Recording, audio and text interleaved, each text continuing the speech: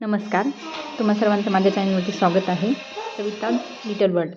तर आता मग आज आपण शेवग्याच्या शेंगाची भाजी करणार आहोत. सर्वप्रथम आपण मसाला तयार करून घेऊ. कांदा, टोमॅटो, लसूण आणि खोबरं थोडंसं भाजून घ्यायचं.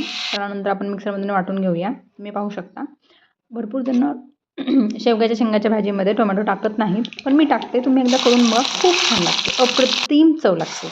तर मग फोडणीमध्ये जिरी, मोहरी, तयार केलेला मसाला, चटणी, तुम्ही कश्मीरी मिर्च वापरा, त्यानं रंग खूप सुंदर येतो आणि तिखट पण लागत नाही जास्त.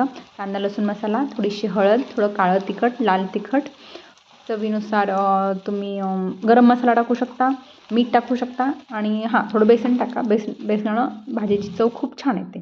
नंतर मस्तपैकी आपण मसाला छान भाजून घेऊया. नंतर मसाल्याचं पाणी असतं, ते मसाल्याचं पाणी टाकून थोड्या वेळ हलवून घेऊया. नंतर मग आपण उकडत घातलेल्या ज्या शेंगा होत्या त्या टाकून घेऊया आणि नंतर पाहू शकता तुम्ही भाजीचं टेक्स्चर कसं आलं आहे, कशी छान. म्हणजे हे काश्मीरी लाल तिखट आहे ना, त्यामुळे भाजीचा रंग खूप छान येतो आणि तुम्ही खाऊन बघा. जेवायला म्हणजे खायला तर अप्रतिम चव आहे, खूप छान लागते भाजी. एकदा ट्राय करून बघा, नक्की आवडेल माझ्या पद्धतीने. चलो, बाय बाय.